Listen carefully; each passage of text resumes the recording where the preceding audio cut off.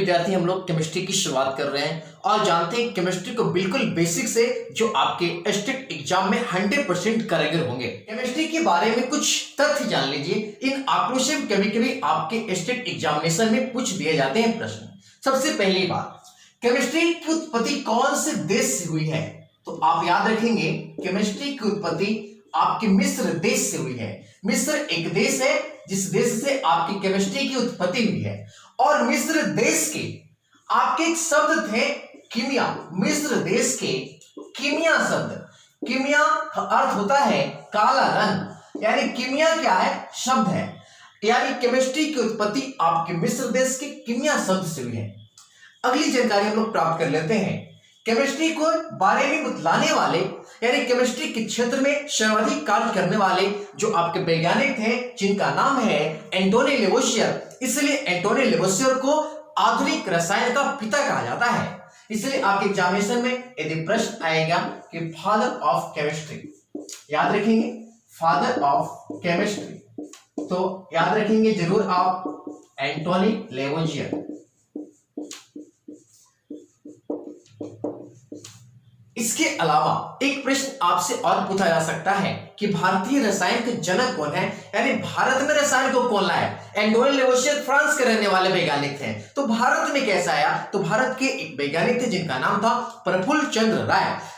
इन्होंने भारत में रसायन शास्त्र को व्यवहार में लाया, इसलिए प्रफुल्ल चंद्र राय को भारतीय रसायन का जनक कहा जाता है। यानी अगली क्वेश्चन आपका यहां से बनता है Indian father of chemistry. Indian father of chemistry आप याद रखेंगे प्रफुल्ल चंद्र राय, पीसी राय। देखिए पीसी राय का फुल फॉर्म क्या होगा? पी मतलब हुआ आपका प्रफुल्ल और सी मतलब हुआ चंद्र और राय तो आप लोग जानते ही हैं। तो आप लोग इतने शब्द को याद रखेंगे। केमिस्ट्री कौन से देश से आया? मिस्र से। मिस्र देश के कौन शब्द से? कीमिया से। कीमिया का अर्थ क्या होता है? काला रंग। आधुनिक रसायन का पिता किसे कहा जाता है? एंटोनी लेवोसियर को। भारतीय रसायन का पिता किन्हें कहा जाता है? प्रफुल्ल चंद्र राय। विद्यार्थी लोग आप लोग बिल्कुल परेशान नहीं होंगे कि समय कम है। मैं आपको 10 से 15 क्लास में मैं पूरे केमिस्ट्री को पढ़ा दूंगा, आप बेफिक्र रहें। इसलिए आप हम पे विश्वास कीजिए और मैं जो पढ़ाऊंगा वही एग्जामिनेशन में आएंगे 100%। आइए सबसे पहले हम केमिस्ट्री के कुछ रोचक तथ्य जान लेते हैं, कुछ शब्दों को जान लेते हैं जिन शब्दों के बिना केमिस्ट्री अधूरा है। तो आइए सबसे पहली बात हम लोग स्टार्ट करते हैं सिंबल।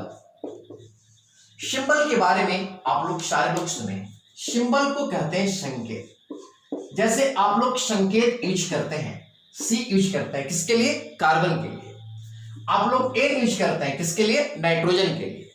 आप लोग ओ यूज करते हैं ऑक्सीजन के लिए। आप लोग एन यूज करते हैं सोडियम के लिए। एम यूज करते हैं मैग्नीशियम के लिए। ए उपयोग करते हैं एल्युमिनियम के लिए। तो इस प्रकार से आपको सिंबल अच्छी तरह से याद होनी चाहिए। मैं आपको इसका पीडीएफ भी दूंगा जिसमें ऑलमोस्ट सिंबल लिखे होंगे और इसकी परमाणु संख्या और इसके संकेत तो पूरी अच्छी तरह से याद होना चाहिए। तो अब यहां से क्वेश्चन सबसे पहला बनता है क्या कि तत्वों का संकेत, ये जो लिखा होगा तो कोई व्यक्ति होगा ना, तो तत्वों का संकेत सबसे पहले किसने लिखा? तो तत्वों के संकेत लिखने वाले जो वैज्ञानिक हैं उनका नाम है बर्जीलियस। देखिए बहुत बार क्वेश्चन पूछा गया है कि तत्वों का संकेत किनके द्वारा निर्धारण किया जाता है, तो आप याद रखेंगे बर्जीलियस, है ना। और तत्वों का संकेत किसके लिए लिखते हैं? तो ये सब जितने भी देख रहे हैं ना, ये आपके तत्व हैं जिनको आप लोग कहते हैं एलिमेंट, है ना। जिनको आप लोग क्या कहते हैं? एलिमेंट। एलिमेंट मतलब क्या होता है? तत्व। और हम लोग जब भी संकेत यूज करेंगे तो तत्व के लिए, और तत्वों का प्रचलन सबसे पहले किसने किया था? बर्जीलियस ने। तो यहां से आपसे सिंबल से आएंगे और आपको सिंबल ऑलमोस्ट याद होने चाहिए। तो क्या मैं आपको तत्वों का संकेत और सिंबल मैं लिखा दूं? अच्छी तरह से मैं आपको बता दूंगा और इसका मैं पीडीएफ लोड कर दूंगा, आप लोग अच्छी तरह से देख लेंगे, परेशान ना हो। अब दूसरी बात आप याद रखेंगे फॉर्मूला। फॉर्मूला, फॉर्मूला मतलब क्या होता है? सूत्र। और आप लोग सूत्र दे लिखा हुआ देखते होंगे, कैल्शियम ऑक्साइड, मैग्नीशियम क्लोराइड, है ना। इस प्रकार से H2SO4 सल्फ्यूरिक अम्ल, सोडियम क्लोराइड, मैग्नीशियम क्लोराइड लिख दिया, मैग्नीशियम फ्लोराइड, है ना। इस प्रकार से मैंने यहां पे क्या लिख दिया, सूत्र। तो इस सूत्र क्या है, जैसे आप लोग और भी देखते होंगे H2O जल। तो आपको पता है कि जल एक क्या है, यौगिक है। यानी जब भी किसी भी कभी भी आप सूत्र देखेंगे तो आप समझेंगे कि सूत्र जो है एक किसका दिया गया है, यौगिक का। यानी यौगिक के लिए हम लोग क्या यूज करते हैं, सूत्र।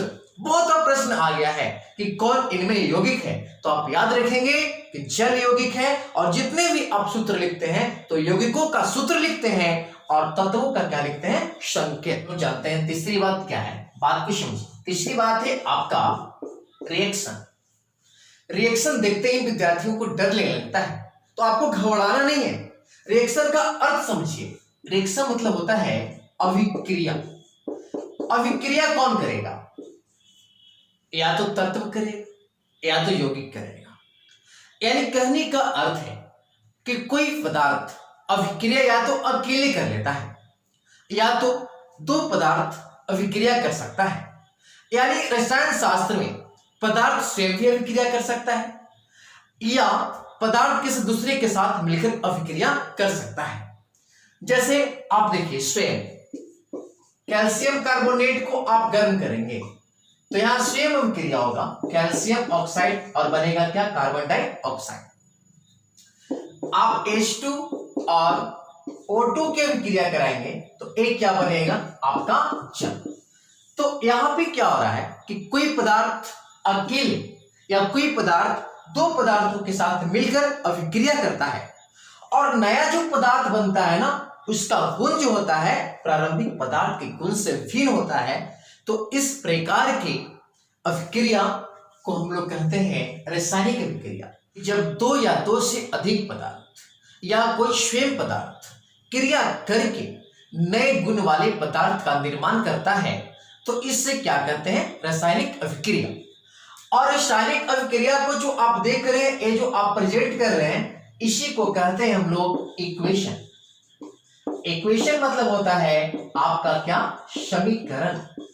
यानी रासायनिक अभिक्रिया को जो आप संकेत और सूत्र का जो यूज कर रहे हैं, तो संकेत और सूत्रों को यूज करना कहलाता है रासायनिक समीकरण, जिसको आप लोग केवल समीकरण भी कह सकते हैं या रासायनिक समीकरण कह सकते हैं।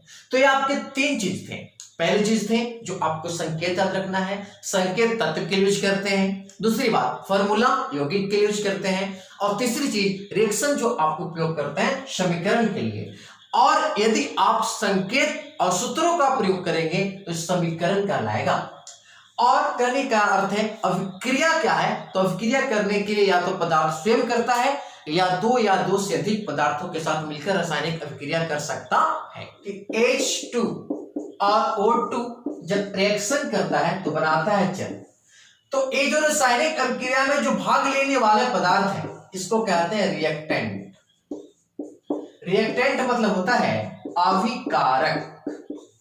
और ये जो प्राप्त होने वाला पदार्थ है, इस प्राप्त होने वाले पदार्थ को हम लोग बोलते हैं प्रोडक्ट। प्रोडक्ट मतलब होता है प्रतिफल। तो एक कहानी जरूर आप याद रखेंगे कि रासायनिक अभिक्रिया में भाग लेने वाले पदार्थ कहलाते हैं अभिकारक। अभिकारक का दूसरा नाम प्रतिकारक भी है, इस बात को याद रखेंगे। और प्रतिफल का दूसरा नाम उत्पाद भी है। और याद रखेंगे आप हमेशा लेफ्ट यानी LHS और इधर क्या, राइट। लेफ्ट हैंड में जब भी होगा तो रिएक्टेंट होगा और राइट हैंड में जब भी होगा तो कौन होगा, प्रतिफल होगा। इस बात को आप याद रख लेंगे। आज की क्लास में मैं आपको बताया कि केमिस्ट्री किस देश से आया, उसके पिता कौन है ना, भारतीय पिता कौन है रसायन शास्त्र के। और मैंने बताया आपको कि संकेत किसके लिए यूज करेंगे, सूत्र और रिएक्शन। बाकी नेक्स्ट कक्षाओं को देखने के लिए आप हमारे YouTube चैनल पे जल्दी संपर्क करें और नामांकन कराएं, तो नेक्स्ट वीडियो आपको आगे मिलेगा। यदि आप नामांकन नहीं लेते हैं तो नेक्स्ट वीडियो आपको देखने का सौभाग्य प्राप्त नहीं होगा। और आपके स्टेट के एग्जामिनेशन का डेट भी निकल गया है, इसलिए जल्दी से आइए और जुड़िए और नामांकन लीजिए और क्लास को कंटिन्यू बनाए रखिए। धन्यवाद।